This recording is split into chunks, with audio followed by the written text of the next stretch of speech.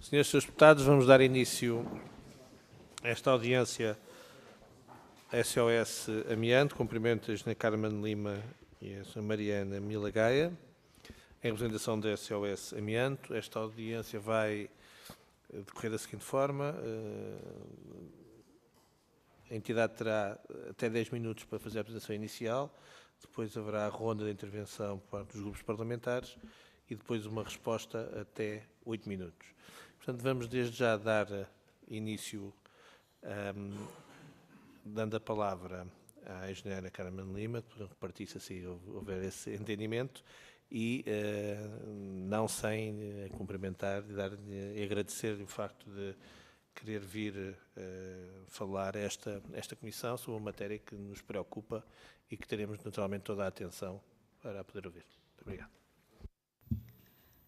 Cumprimento o Sr. Presidente da Comissão de Ambiente e Energia, cumprimento também as senhoras e senhores deputados, membros desta Comissão. Agradeço a nos terem recebido e, não perdendo mais tempo, vou passar já para a nossa apresentação. E eu sei que na vossa cabeça eu estou a falar de amianto e vocês estão a pensar nisto. Coberturas de fibrocimento em escolas. Mas eu não vos vou falar em nada disto. Porque isto foi aquilo que se tentou convencer os portugueses de que o amianto era isto. E estava simplesmente limitado a coberturas nas escolas e, portanto, retirando as coberturas, o problema estava resolvido. O problema aqui com o comando é que não está resolvido. Já está. E, portanto, o que é o amianto? O amianto é uma rocha, é um mineral que é extraído de uma pedreira que tinha excelentes capacidades e características. Tinha uma capacidade, se vocês verem com atenção na fotografia, esta pedra é um material fibroso e, portanto, tem a capacidade de ser trabalhado quer para materiais da construção, como foi o fibrocimento, quer para têxtil, como foi, por exemplo, aquelas forras das tábuas de passar a ferro que as nossas avós usavam, ou as toalhas que nós temos lá por casa na gaveta que herdámos dos avós, e eu posso estar aqui a dizer mais uma série de materiais.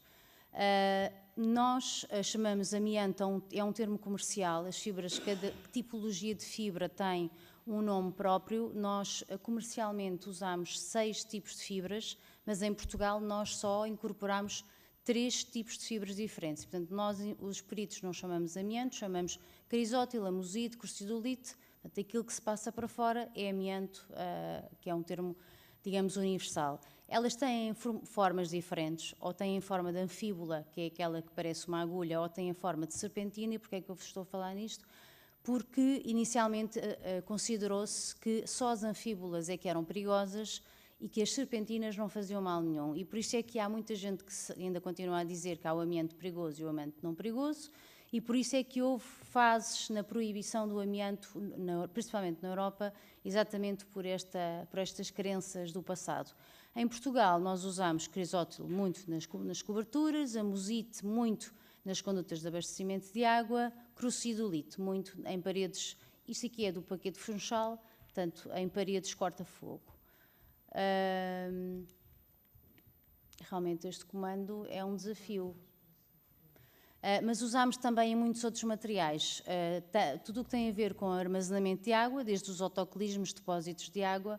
Usamos em pavimentos, pavimentos de alcatifa, pavimentos em vinil, usamos em tetos falsos. Este teto tipo Armstrong, vocês encontram, é só começarem a olhar para os tetos dos edifícios, dos centros de saúde, das universidades, museus. Portanto, é uma questão de irem começando a estar mais atentos e tirarem o foco das coberturas das escolas. Usamos também em cordão. Este cordão existe em tudo o que é fornos industriais. Por exemplo, nós agora estamos a desativar centrais termoelétricas, estamos a tirar o cordão de amianto que as centrais termoelétricas tinham nos seus fornos. Usamos no revestimento de condutas, principalmente condutas de sistemas de aquecimento de edifícios, como por exemplo hospitais, como por exemplo grandes edifícios em que elas se mantêm lá. Usamos projetado diretamente em parede, que foi o caso do Teatro Dona Maria II, a obra que está a decorrer atualmente, também teve uma fase de desamiantagem, que foi a retirada do amianto que estava projetado na parede do teatro. E aqui também vocês podem ver os trabalhadores de de uma ruptura de uma conduta de abastecimento de água a fazerem uma manutenção e, portanto, com aquele fato, vocês veem que eles estão a fazer uma manutenção numa conduta com fibrocimento. Nós, em Portugal, tivemos 3 fábricas que usaram amianto, fibras de amianto, para produzir materiais de fibrocimento, mas nós também incorporamos em muitos outros setores, quer ao nível da manutenção naval, quer ao nível da indústria de têxtil, quer ao nível da indústria da construção civil, quer também na indústria, nas nossas adegas do vinho. Eu posso ficar aqui a tarde toda a dizer-vos onde é que nós utilizamos. O que é certo é que foi feita a relação causa e efeito em cerca de 1889 e confirmou-se realmente que havia esta relação de provocar doenças nas pessoas, mas o que as nossas fábricas de fibrocimento, isto é um folheto de Lusalite, o que as nossas fábricas de fibrocimento diziam aos seus trabalhadores é que o ambiente não era um veneno, só algumas fibras é que realmente eram perigosas, era preciso as pessoas estarem muito tempo expostas para desenvolver alguma doença e diziam, mas tem que ser manipulado com precaução. Mas se vocês verem no folheto, o folheto que era distribuído, o trabalhador nunca tem o equipamento de proteção respiratória. Tem o capacete, mas não tem a máscara. Está comprovado atualmente e declarado pela Organização Mundial de Saúde e pela UIARC. O IARC é o organismo que comprova e classifica tudo o que é cancerígeno. Portanto, está comprovado atualmente que a exposição ao amianto pode provocar o desenvolvimento de doenças do foro benigno, a asbestose e as fibroses. A asbestose, para vocês perceberem, amianto em inglês diz-se asbestos, portanto, uma asbestose é uma inflamação provocada pelos asbestos, pelo amianto, mas pode provocar cancro da laringe, cancro gastrointestinal, cancro dos ovários. Atenção que isto é dito pela Organização Mundial de Saúde, não é a Carmen Lima que diz. Pode provocar cancro do pulmão e pode provocar o mesotelioma, que é um cancro comprovadamente provocado por exposição ao amianto. A partir do momento em que nós identificamos o mesotelioma, o mesotelioma é o cancro da membrana que está à volta dos membros, ou seja, pode ser, por exemplo, a membrana que está à volta do pulmão. A partir do momento em que nós identificamos o mesotelioma, nós sabemos à partida que aquela pessoa, em algum momento da sua vida, esteve exposto a amianto. Até agora, em termos de investigação, eu sou investigadora científica nesta área, nós conseguimos, vamos sempre atualizando a lista de materiais, até agora nós conseguimos identificar cerca de 4.000 aplicações de fibras de amianto no mundo, em materiais, produtos completamente diferentes. A diretiva, portanto, há uns 10 anos foi feita uma audição no Comitê Económico e Social Europeu em 2014, portanto já passou um bocadinho mais de 10 anos, que eu tive a oportunidade de participar. Na altura verificámos que a legislação europeia estava completamente desatualizada face àquilo que era o desenvolvimento científico e, portanto, saiu em 2023 uma diretiva que veio dizer que ele não é só perigoso, ele é cancerígeno e altamente perigoso. Introduz uma série de obrigatoriedades, nós depois podemos partilhar esta apresentação, nós fizemos uma análise para ver os desafios que iríamos ter na implementação desta diretiva que tem que entrar em vigor em Portugal até ao final deste ano.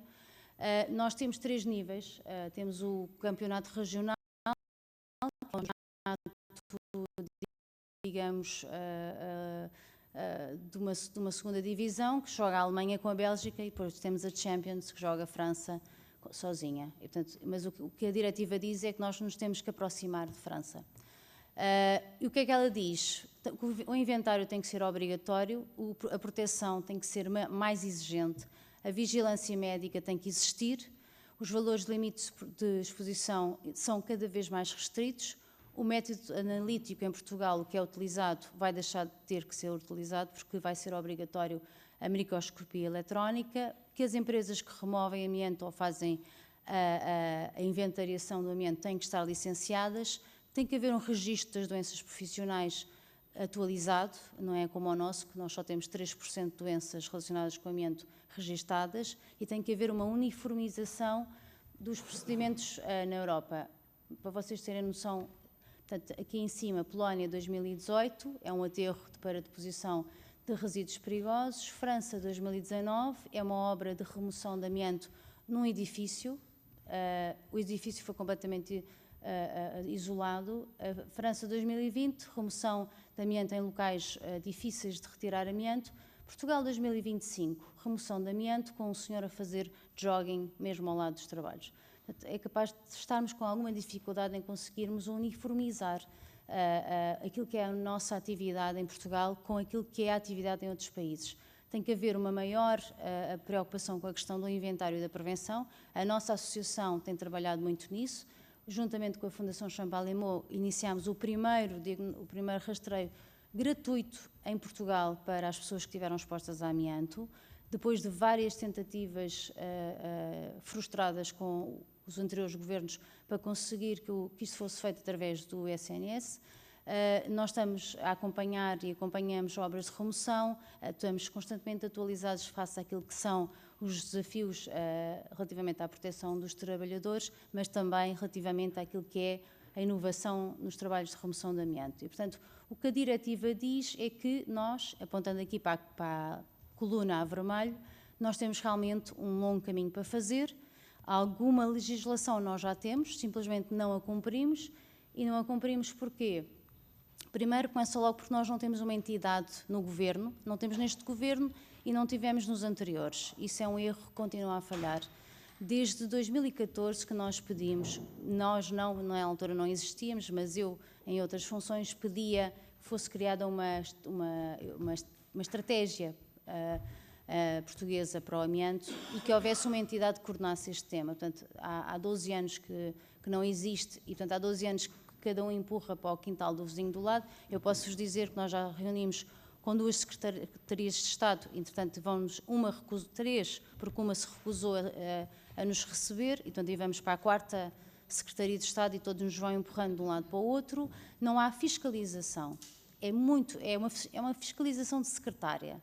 Nós, em Portugal, fiscalizamos trabalhos com esta gravidade na secretária e as pessoas que fazem a avaliação dos planos de trabalho não têm conhecimento para o fazer. Muitas vezes eu discuto com eles fichas técnicas que eles nem sequer as analisaram. Portanto, eles aprovam um plano de trabalhos, mas não veem as fichas técnicas dos produtos que são utilizados na remoção do amianto. Nós não temos modelo para o licenciamento de empresas. Portanto, se vocês amanhã quiserem começar a trabalhar neste mercado, podem. A única coisa que a lei portuguesa obriga é 8 horas de formação. 8. O que é praticamente insuficiente. Nós não temos as pessoas que trabalharam nas fábricas que encerraram, portanto, nas fábricas, pelo menos do fibrocimento ou na indústria naval, não ficaram a ser seguidas em termos de vigilância médica, embora seja obrigatório por lei, e é preciso realmente fazer mais formação às pessoas, porque o amianto ele vai continuar aí, nas carruagens de comboio, nos navios, nos edifícios, nos passivos ambientais, nas condutas de abastecimento de água. E, portanto, podem contar connosco porque o nosso papel aqui é ajudar. Obrigada. Muito obrigado. Acho que foi esclarecedora a apresentação. Eu dou agora a palavra ao Sr. Deputado do Grupo Parlamentar do PSD, o Sr. Deputado Rui Rocha Pereira. Muito boa tarde, Sr. Presidente da Comissão, Srs. Deputados. Aproveito já para cumprimentar a Engenheira Carmen Lima, Presidente da SOS Amianto, e também a Sra. Mariana Milagaia, Tesoureira da Associação. Antes de mais, quero agradecer, portanto, a vossa presença cá e também por esta apresentação que nos alertou para muitos problemas que por vezes nós não estamos diretamente alertos para essa problemática. E aproveito também desde já para endereçar uma palavra especial para reconhecer o vosso trabalho cívico que esta associação tem desenvolvido em defesa da saúde pública e da proteção ambiental, que é um contributo que deve ser valorizado. Nós sabemos que o amianto é um mineral fibroso que foi amplamente utilizado durante o século XX, especialmente na construção civil, devido às suas propriedades de resistência ao fogo, durabilidade e baixo custo.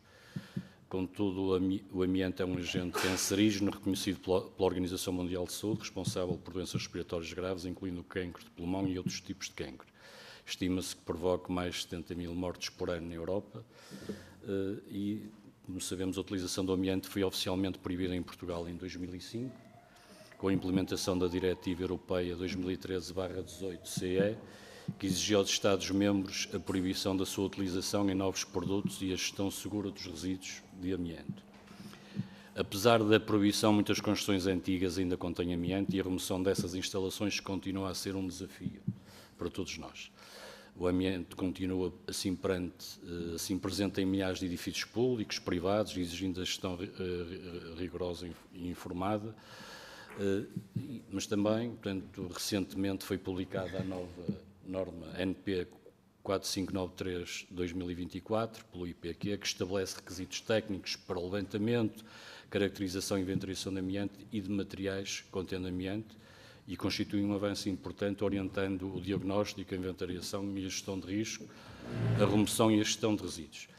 Sabemos que a SOS Amianto participou ativamente neste processo de normalização técnica, pelo que saudamos também o vosso contributo técnico e cívico na realização, os contributos que deram para a realização desta norma.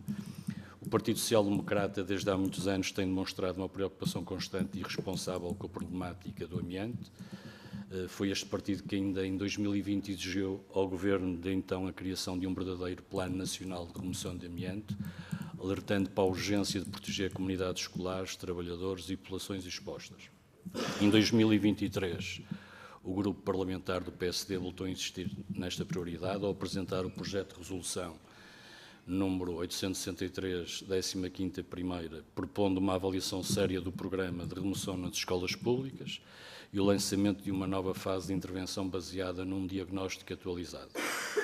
Ao longo dos anos temos acompanhado e votado favoravelmente todas as iniciativas que reforcem e atualizem a política nacional de remoção de amianto, reafirmando o seu compromisso com esta prioridade de saúde pública e justiça ambiental. Trata-se de uma postura que temos assumido de forma consistente e responsável. Sabemos, no entanto, que este é um caminho que não está concluído. Só com a articulação entre o Governo, autarquias, entidades técnicas e a sociedade civil será possível garantir que a remoção do amianto decorre de forma eficaz, sustentada e com proteção plena das populações. Neste sentido, consideramos que não se pode descurar, por um lado, a sensibilização pública, envolvendo a comunidade para que todos estejam sensibilizados sobre os perigos do amianto e com principal enfoque nos trabalhadores da construção. Ainda hoje vimos aquele diapositivo em que aparece que está a remoção do amianto e as pessoas estão a fazer uma vida normal e por isso não há esta sensibilização, tem que haver mais sensibilização pública, a fiscalização, por forma a garantir que a regulamentação existente é cumprida, prevenindo situações de risco para a saúde humana e para o ambiente. O estudo e a atualização de conhecimento, verificando a necessidade de implementação de medidas adicionais que se mostrem necessárias à persecução deste fim. Neste sentido, gostaria de colocar duas questões. Na perspectiva da Associação SOS Amianto, quais são os principais obstáculos à aplicação efetiva da norma 4593/2024 e à remoção sistemática do amianto? E, por outro lado, que medidas é que preconizem e que serão úteis a tomar por forma a acelerar e concretizar a remoção total do edificado nacional? Muito obrigado. Muito obrigado, Sr. Deputado. Agora a palavra ao Sr. Deputado Raul Melo, Vice-Presidente desta Comissão, em nome do Grupo Parlamentar do Chega. Muito obrigado, Sr. Presidente. Cumprimentá-lo a si e às senhoras e senhores deputados. Cumprimentar também a Sra. Engenheira Carmen Lima e a Sra. Liliana Milagaia, em representação da SOS Amianto. É com satisfação que retomamos hoje esta Comissão o contacto com a SOS Amianto. Em nome do Grupo Parlamentar do Chega, agradecer desde já a vossa disponibilidade para virem expor a vossa avaliação sobre a gestão do amianto em Portugal, os progressos, os constrangimentos e, sobretudo, as prioridades urgentes. Pois bem, como é do conhecimento público, a SOS Amianto integra a Comissão Técnica de Normalização que elaborou a norma 4593 de 2024, a primeira norma portuguesa dedicada à inventariação de amianto e materiais contendo amianto, estabelecendo metodologias para diagnóstico, inventariação, avaliação de risco, remoção e gestão de resíduos. Como é também do conhecimento de todos, a exposição ao amianto continua a ser considerada pela OMS e pela OIT como uma das principais causas de cancro profissional. Perante este quadro, e considerando que Portugal conta com um património de edifícios públicos e privados antigos, muitos dos quais construídos numa época em que o uso do amianto era massivo, interessa à Comissão conhecer a vossa leitura atual do estado do país. como tal, coloco-lhes algumas questões. Sobre a implementação da norma, esta encontra-se já implementada de forma generalizada? Em concreto, há um mapeamento nacional de imóveis públicos e privados, onde foi feita a inventariação obrigatória de materiais contendo amianto? Que percentagem estimam estar já coberta por esse inventário? E, inversamente, qual a dimensão do universo de imóveis que ainda carece de diagnosticar a presença de amianto? Na vossa avaliação, o Estado tem disponibilizado recursos suficientes, técnicos, financeiros e humanos, para assegurar uma implementação eficaz da norma em todo o território? E sobre a remoção, gestão e resíduos e segurança dos trabalhadores, a norma prevê procedimentos de remoção segura, descontaminação e gestão de resíduos. Na prática, qual é o nível de cumprimento destas exigências? Há falhas sistemáticas, incumprimento de prazos ou falta de fiscalização consistente? Em contexto de demolições, reabilitações e obras, como se assegura que os trabalhadores utilizam equipamento de proteção adequado e que o risco de exposição a fibras de amianto é minimizado de acordo com os novos padrões da União Europeia? Que formação e capacitação técnica exige hoje para os profissionais que realizem remoções e demolições e se esses requisitos são uniformes em todo o país? Sobre transparência, registro e saúde pública, a SOS Amianto defende que deve haver registro público nacional e acessível de todos os imóveis que contêm amianto, bem como dos processos de remoção concluídos. Qual é a vossa proposta concreta para garantir essa transparência? Que mecanismos de monitorização da saúde dos trabalhadores e populações potencialmente expostas defendem? Que registro sistemático de doenças relacionadas com amianto, como, por exemplo, mesotelioma, cancro do pulmão, para permitir rastreio, prevenção e acompanhamento? Sobre o planeamento estratégico e política nacional, na vossa opinião, que cronograma mínimo e realista deveria ser definido para a remoção completa do amianto em Portugal, considerando tanto o parque habitacional como os edifícios públicos, infraestruturas e equipamentos antigos? Que incentivos ou medidas de financiamento propõem para garantir que a remoção seja feita com rigor e segurança, nomeadamente em habitações mais vulneráveis ou edifícios públicos degradados? Papel deve o Estado ter na fiscalização e na garantia de que os trabalhos sejam executados conforme as normas, sem colocar os trabalhadores ou cidadãos em riscos? E sobre o papel social e de sensibilização da SOS Amianto?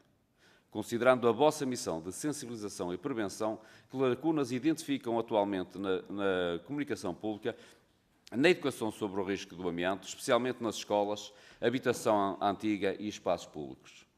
Como podem os deputados e o Estado apoiar de uma forma mais eficaz o vosso trabalho de divulgação e garantia da segurança para os cidadãos e trabalhadores?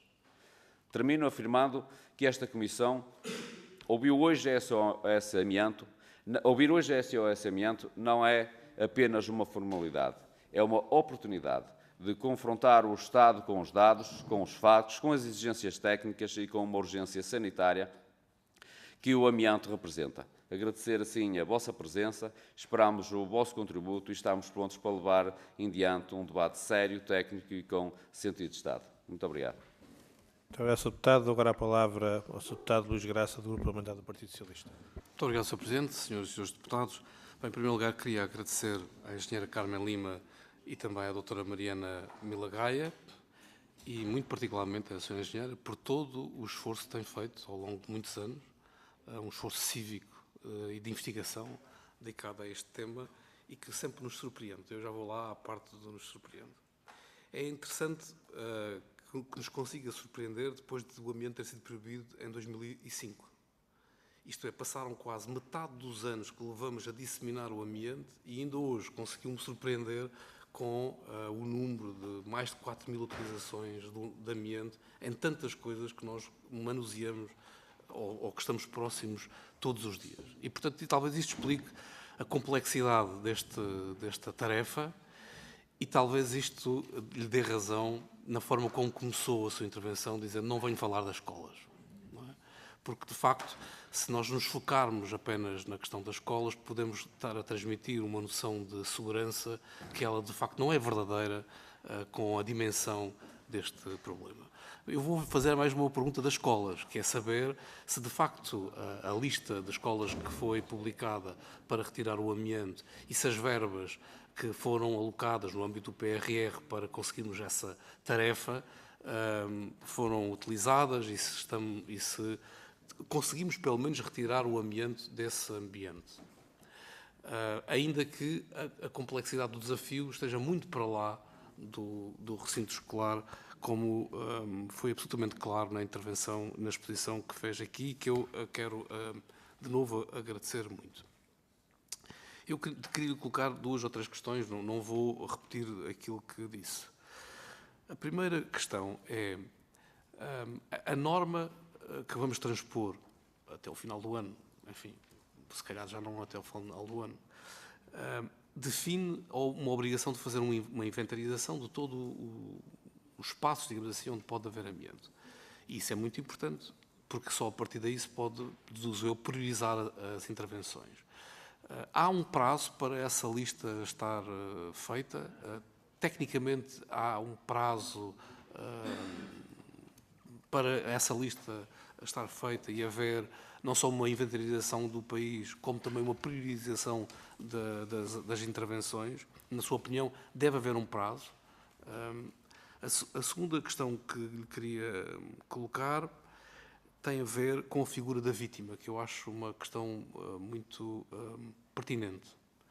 Eu recordo, eu andei aqui à procura, encontrei aqui umas notícias, mas enfim, recordo de cabeça um caso que foi muito falado aqui há uns anos atrás, que envolvia os trabalhadores da Direção-Geral de Energia. E a Sra. Engenheira falou-nos agora de um projeto que tem com a Fundação Champalimau, que eu reputo como excelente. Mas, de facto, não me parece que, do ponto de vista dos números de cancros de profissionais do trabalho, não é? Mais de 70% dos cancros em trabalho estão relacionados com o amianto. Que nós possamos ficar satisfeitos nem com as escolas, nem com o projeto da Fundação Amianto. Isto é, portanto, a figura da vítima parece-me absolutamente determinante para que a proteção do trabalhador seja conseguida de uma forma global no nosso país. E a questão da Direção-Geral de Energia é um bom exemplo para pegarmos nisso, para mostrarmos que ninguém está livre de até mesmo morrer por trabalhar num ambiente e, ao longo dos anos, ter essa exposição ao ambiente. E por isso lhe queria perguntar o que é que nós precisamos de fazer o que é que nós podemos fazer para ajudar nesta questão da figura da vítima, não só para apoiar no tratamento, como para, se caso seja provado que há uma ligação direta e que houve incúria por parte do empregador, possa haver direito a indemnizações quando as pessoas ficam numa situação limitadora ou até mesmo quando morrem. E isto, pronto, estas 2 questões para mim são importantes para percebermos o que é que nós temos que fazer para que não cheguemos daqui a mais 20 anos e tenhamos uma nova notícia no público a dizer passaram 20 anos e está quase tudo ainda por fazer. Muito obrigado. E parabéns pelo seu trabalho. Muito obrigado, Sr. Deputado. Agora a palavra à Sra. Deputada Filipa Pinto, do Grupo Parlamentar do LIVRE. Obrigada, Sr. Presidente, Senhoras e Senhores Deputados. Agradecemos novamente a vossa presença e também os alertas que nos deixaram, que nos deixaram a todos bastante mais preocupados do que o que já estávamos. E todos sabemos que o amianto representa uma ameaça silenciosa e letal à saúde pública, com milhares de edifícios ainda com coberturas feitas com este material, mas agora ficamos a saber até, e no meu caso pessoal, em situações bastante mais detalhadas da nossa vida do dia-a-dia. A remoção do amianto dos edifícios é uma prioridade absoluta e é urgente, no nosso entender, acelerar a identificação, o mapeamento e definição de prioridades para a sua remoção e para e garantir o acompanhamento médico das pessoas expostas e sensibilizar também para o rastreio atempado. Sabemos que é preciso acelerar o processo de retirada de amianto, por isso o LIVRE já deu entrada aqui na Assembleia da República de uma resolução para a adoção de uma estratégia de remoção de todo o amianto nas escolas e a reavaliação das escolas já intervencionadas, mas essa resolução acabou rejeitada na altura. Além disso, este ano, durante o processo orçamental, também propusemos uma alteração ao Orçamento do Estado para a criação do Programa de Remoção de Amianto em Imóveis para 4 milhões de euros, que acabou rejeitada por todos os partidos da direita. Passaram 20 anos desde a proibição do amianto a nível europeu e sabemos que Portugal continua sem saber ao certo quantos edifícios contêm amianto, quais são as prioridades de remoção e continuamos sem acompanhar as pessoas que foram expostas a este material. E eu pergunto-vos, Sra. Engenheira, que avanços consideram que foram feitos nestas 2 décadas, se houve alguns? Podem dar-nos alguns dados sobre em que ponto está o registro? E, por exemplo, sobre os casos de cancro do pulmão especificamente causado pelo amianto, registados anualmente?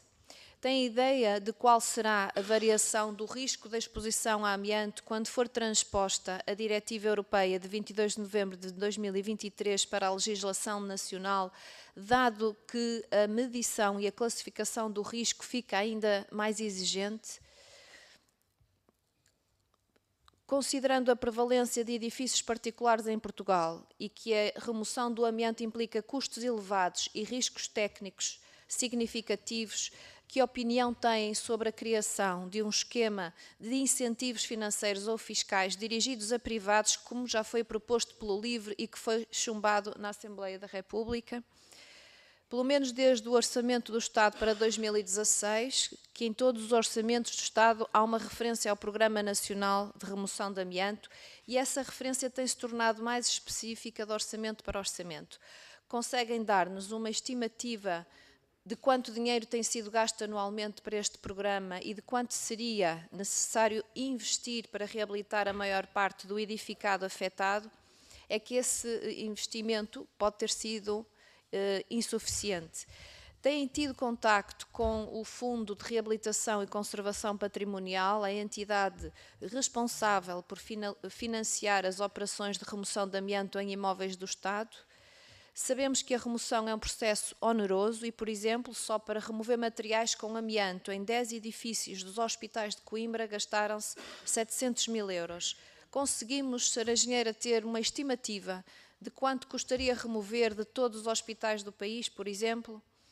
Tendo em conta que até 21 de dezembro Portugal tem de colocar em vigor as disposições legislativas, regulamentares e administrativas necessárias para dar cumprimento à Diretiva Europeia de 2023, em que ponto está essa implementação, se nos sabe dizer?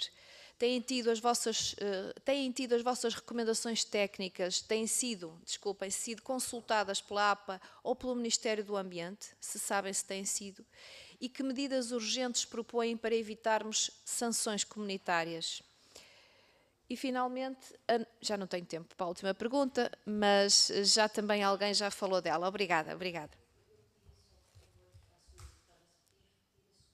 A segunda. A que tem a ver com a prevalência dos edifícios particulares em Portugal. E, portanto, considerando essa prevalência de edifícios particulares, e que a remoção do amianto implica custos elevados para as pessoas e riscos técnicos significativos, qual é a vossa opinião sobre a criação de um esquema de incentivos financeiros ou fiscais dirigidos a privados, como foi proposto pelo LIVRE e que o Governo e os partidos de direita recusaram? Obrigada. Muito obrigado, Sra. Deputada. Dou agora a palavra à entidade SOS Amianto, à Engenheira Carmen Lima, para por até 8 minutos poder dar respostas convenientes. Muito obrigada a todos pelas perguntas que me foram endereçadas. Antes de responder, dar nota aqui de alguns dados importantes, que é o seguinte. Para já agradecer a vossa disponibilidade em nos ajudar, porque nós viemos aqui realmente, primeiro, assustar-vos, E, em segundo lugar, depois de vos ver com essa cara completamente assustada, apresentar a solução, que é o que eu tenho aqui na mão e que vos vou distribuir, que é aquilo que nós queremos que vocês nos ajudem, realmente, e que eu tenho certeza que vocês vão conseguir ajudar. Dizer que em 1924 foi assumido mundialmente que o amianto provoca a asbestose. Não há qualquer dúvida, relação direta. Não é como ao tabaco, aqui é relação direta. Relativamente ao cancro mesotelioma, foi definido em 1960 que havia esta relação causa e efeito. Portanto, agora é só fazerem as contas, quais foram os anos em que as fábricas estiveram a elaborar, e, portanto, se isto era informação mundial definida pelos órgãos de proteção do trabalho, é uma questão só de analisarem a responsabilidade das pessoas que tiveram a permitir que trabalhadores manuseassem amianto sem qualquer proteção. Relativamente às perguntas que eu vou tentar, portanto, começar aqui com a questão do PSD, obstáculos à implementação da norma. A norma que foi publicada, portanto, há 3 normas para publicação. A primeira é o do inventário, que já está publicada. Não é uma norma obrigatória, o que isso limita logo. Nós não podemos obrigar a que o inventário seja feito daquela forma, que são as melhores recomendações que devem ser usadas para fazer o inventário, e, portanto, ela é de caráter recomenda-se, exatamente. Portanto, não é obrigatória, mas a lei de Portugal, a legislação portuguesa obriga. A legislação portuguesa obriga ao inventário dos edifícios públicos e ao inventário dos edifícios privados que são usados como locais de trabalho. E, portanto, é uma questão de vocês transformarem, tem um prazo, não vou falar sobre o prazo, porque nós não devemos estipular prazos para o amianto, nós devemos estipular uma estratégia.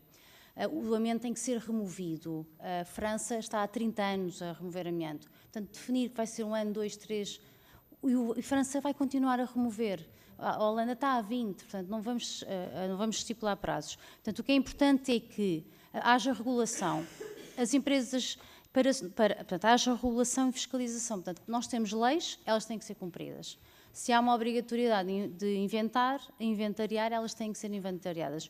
O ideal era que fossem feitas de acordo com aquilo que é definido por esta norma, portanto, esta norma deveria ser obrigatória. Vai ser publicada em breve a norma que define as regras ou as melhores técnicas para a remoção do amianto e, portanto, todos os trabalhos de remoção do amianto deverão ser também seguidos pela norma que vai ser publicada. E mais à frente também vai ser publicada uma norma que define o que é a formação que as pessoas que vão trabalhar com o amianto, quer que vão fazer o inventário, não é como foi feito o inventário. Vocês viram, eu fartei-me de falar aqui de materiais e posso continuar a falar, mas eu tenho um olho treinado, mas uma pessoa que tenha 8 horas de formação não tem um olho treinado para identificar amianto. E, portanto, às vezes eu estou a conversar com as pessoas e digo, então qual é o destino das telas asfálticas? E eles respondem-me, é o contentor do indiferenciado. Eu digo, mas as telas asfálticas podem ter amianto. E as pessoas de empresas que removem amianto respondem-me, podem, não sabia. Portanto, é normal, 8 horas não chega, é insuficiente. E, portanto, relativamente à questão dos principais obstáculos, ela não será obrigatória. Relativamente à remoção total do edificado, não estabelecia prazo. Uma estratégia, é preciso identificar, é preciso reforçar e dar continuidade ao inventário que se iniciou, e é preciso continuar a fazê-lo. E o inventário não é só apontar os materiais que nós suspeitamos que têm amianto, é tirar amostras, é confirmar do ponto de vista laboratorial e depois a seguir é fazer uma avaliação de risco e dizer estes locais é que apresentam um risco moderado ou elevado. Moderado, a partir de 1 de janeiro de 2026, o risco que atualmente é classificado como moderado vai passar todo a ser classificado como elevado. E dizer-vos que aquilo que é a tendência europeia, eu tenho participado em fóruns, eu participei em praticamente todos os fóruns para a realização do Guia Europeu do Amianto e outros fóruns sobre o tema, e posso-vos dizer que o que se fala é que não é suficiente, que este valor limite de exposição que nós estamos a colocar como mais estrito deverá ser no futuro mais estrito ainda, e inclusive as fibras que nós contamos, por exemplo, quando nós estamos a fazer uma avaliação, nós só contamos as fibras numa determinada dimensão e aquilo que está a ser defendido e que entrará em vigor através de diretiva muito rapidamente, é que todas as fibras de amianto devam ser contadas. A partir do momento em que isso acontecer, nós vamos bater àquilo que é a definição da Organização Mundial de Saúde, que diz não há limite abaixo do qual se possa considerar que há segurança. E, portanto, não havendo essa garantia, tem que haver o princípio da precaução. Portanto, relativamente à pergunta do deputado do Chega, a implementação da norma, é importante que ela se torne obrigatória. Mapeamento e inventário. Está incompleto. O mapeamento e o inventário do edificado público, agora nem sei porque ele nem sequer está público, mas está incompleto. É um trabalho que deverá continuar. A percentagem coberta, portanto, não lhe consigo responder a esta pergunta, porque eu não sei, não há informação sobre onde é que se incorporou materiais com amianto e nem onde é que se incorpora, porque o amianto não foi proibido no mundo. O amianto foi proibido em 66 países. E a Europa está com as fronteiras abertas e entram muitos produtos que na sua composição dizem fibras minerais. Como é que vocês conseguem identificar que fibras minerais é amianto? Não conseguem. E, portanto, ele está a entrar. Portanto, não lhe consigo dizer qual é que é o nível de incorporação de amianto no passado, nem no presente. Relativamente a qual estimativa, também não lhe consigo responder a essa pergunta. Não existe dados sobre a incorporação do amianto nos edifícios. Existe dados no INE sobre a estatística da importação de amianto, mas não sobre a incorporação de amianto. O Estado não tem disponibilizado até agora os recursos que são suficientes para implementar uma estratégia adequada para este tema e, portanto, a questão do cumprimento da norma era transformá-la, volto a dizer, numa questão da obrigatoriedade. A fiscalização, vários de vós falaram, é a pedra filosofal deste tema. Para vocês perceberem, em países como, eu já nem vou dizer a França, que parece que estou aqui com uma agenda política de defesa. Eu vou falar na Alemanha. A Alemanha, quando inicia uma obra, a empresa tem que estar licenciada para fazer a remoção vamos falar numa remoção do amianto. A empresa tem que estar licenciada e o trabalho tem que ter um plano de trabalhos, tem que estar aprovado e a obra só inicia com o inspetor na obra, no primeiro dia, a perguntar como é que funcionam os equipamentos. Para vocês terem noção do número de horas de trabalho, se é suficiente ou não, eu fiz uma formação na Alemanha sobre como é que se funciona, como é que se trabalha com equipamentos de remoção de amianto e foram 3 dias de formação. 3 dias. Nós, em Portugal, damos 8 horas de formação e colocamos os trabalhadores a remover amianto lá fora. Portanto, aqui nós fazemos uma aprovação de secretária e muitas vezes tenho noção que as pessoas que estão a aprovar, infelizmente, não por culpa delas, porque elas deveriam estar preparadas para e estarem formadas para fazer aquele trabalho, mas infelizmente não o têm. E, portanto, realmente a legislação, respondendo à questão das obras, a formação é insuficiente.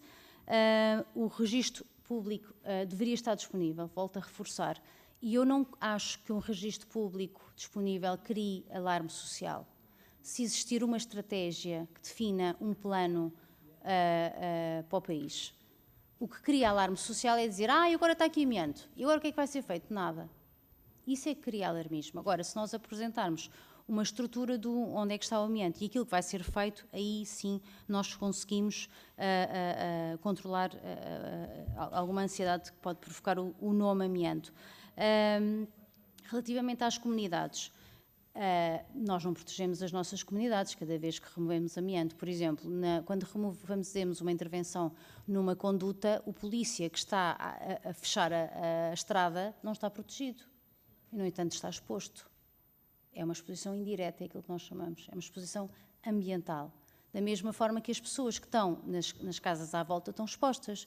E, geralmente, quando é feita uma obra aqui em Portugal, ninguém chama a comunidade, a Junta de Freguesia não chama a comunidade onde vai ser feita a intervenção, não informa e não diz, durante o dia 3, 4 e 5, os senhores não podem ter roupa no estendal, não podem abrir as janelas, portanto, tem que haver essa comunicação, mas quando se fala do amianto, fala-se assim baixinho e atrás da porta, como se tivéssemos vergonha de assumir a responsabilidade. A questão de assumir a responsabilidade de resolver nunca tem que ser vergonha.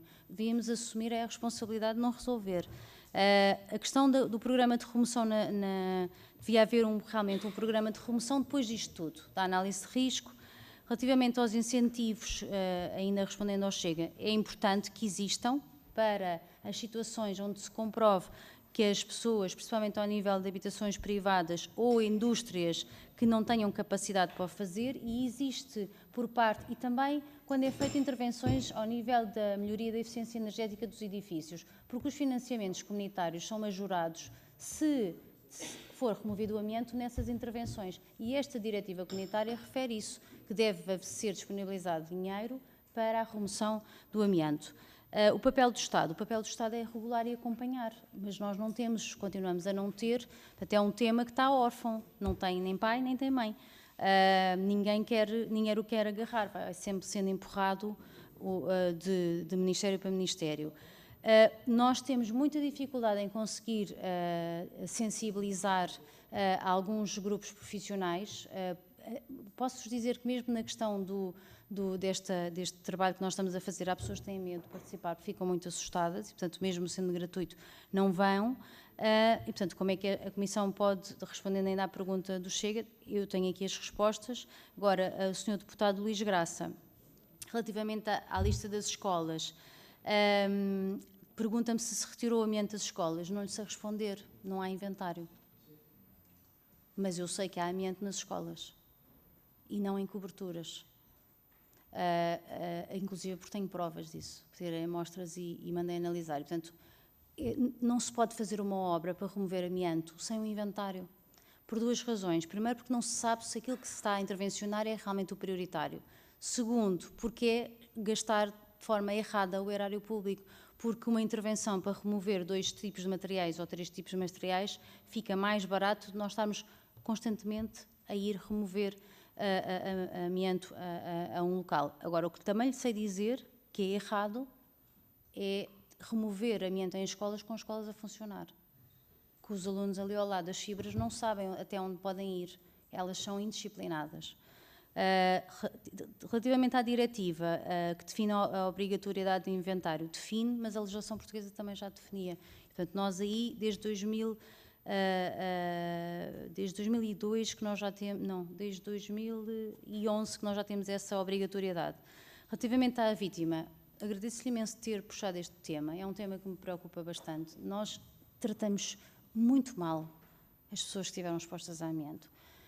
Posso lhe dizer que nós não sabemos, as pessoas que no passado estiveram expostas a amianto, as fábricas encerraram e as suas fichas de trabalhador não foram entregues ao Departamento da Segurança Social responsável pelas doenças profissionais, nem ao Centro de Saúde. E, portanto, estas pessoas estão entregues a si próprias. E as fábricas abriram insolvência. E, portanto, estas pessoas estão a desenvolver, atualmente, doenças relacionadas com amianto, sem que o Estado português assuma a sua responsabilidade de as proteger. E isto é uma coisa realmente que me perturba. Também me perturba as pessoas continuarem atualmente expostas e continuarem a não ser protegidas.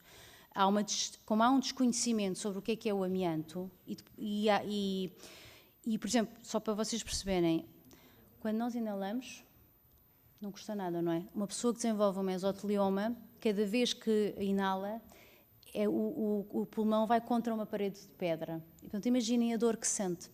Agora, imaginem o processo que esta pessoa passa e o processo que a família passa. Depois disto, vocês acham que eu consigo convencer aquela família a ir notificar a doença à Segurança Social? A pessoa não quer ouvir falar mais no tema.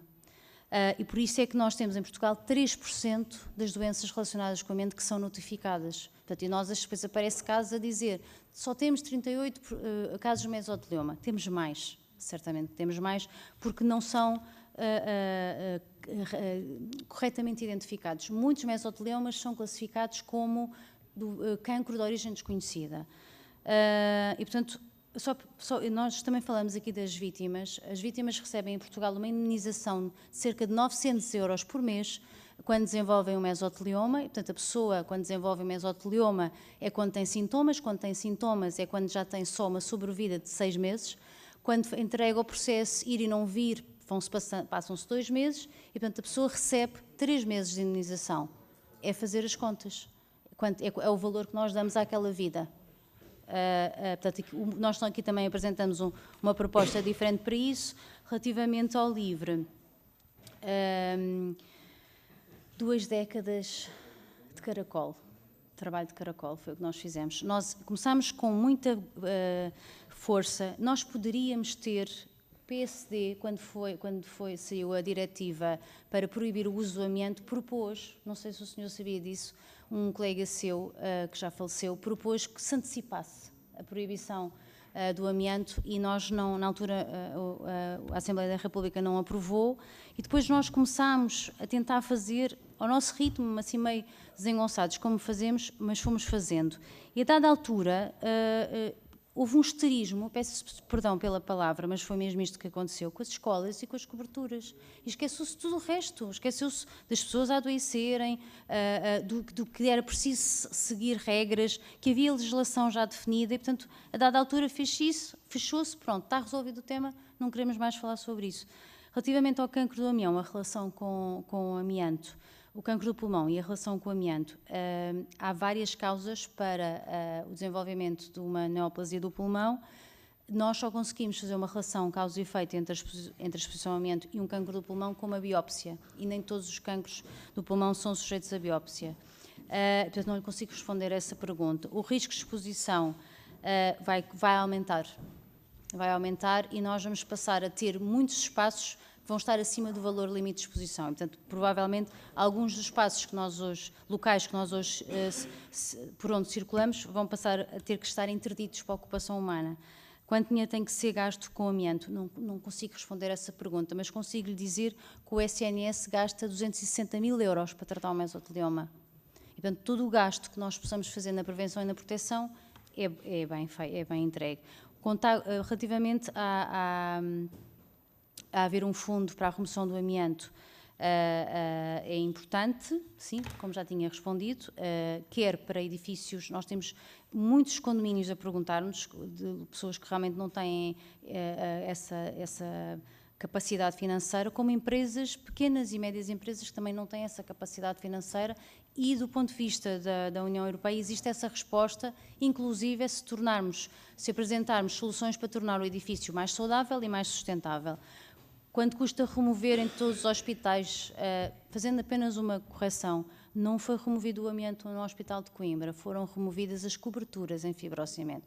Eu não sei se o Hospital de Coimbra está isento e livre de amianto. Eu não vi nenhum certificado de um perito com capacidade para poder dizer que o Hospital de Coimbra está livre de amianto. Eu não acredito. O que foi feito no Hospital de Coimbra foi remover as coberturas.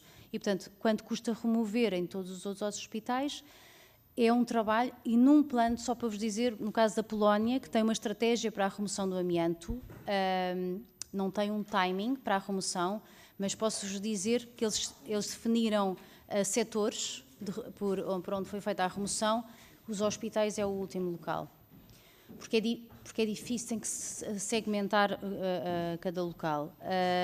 O Ministério do Ambiente, nós reunimos com o Secretário de Estado do Ambiente, que nos recomendou que quem deveria acompanhar o trabalho do ambiente era o Secretário de Estado da Economia, portanto vamos reunir também com a Secretaria de Estado da Economia, aguardamos resposta sobre possíveis apoios para financiar ações de capacitação, que nós gostávamos de montar um centro de formação para todos os profissionais que poderão estar expostos a amianto, principalmente quem vai remover, mas também quem, sem saber, poderá estar exposto, por exemplo, os bombeiros, que acompanham um incêndio. Quando há um incêndio numa cobertura liberta fibras de amianto, estou mesmo a terminar, já estou a sentir a pressão, mas também quando há uma derrocada, quando há uma entrada num local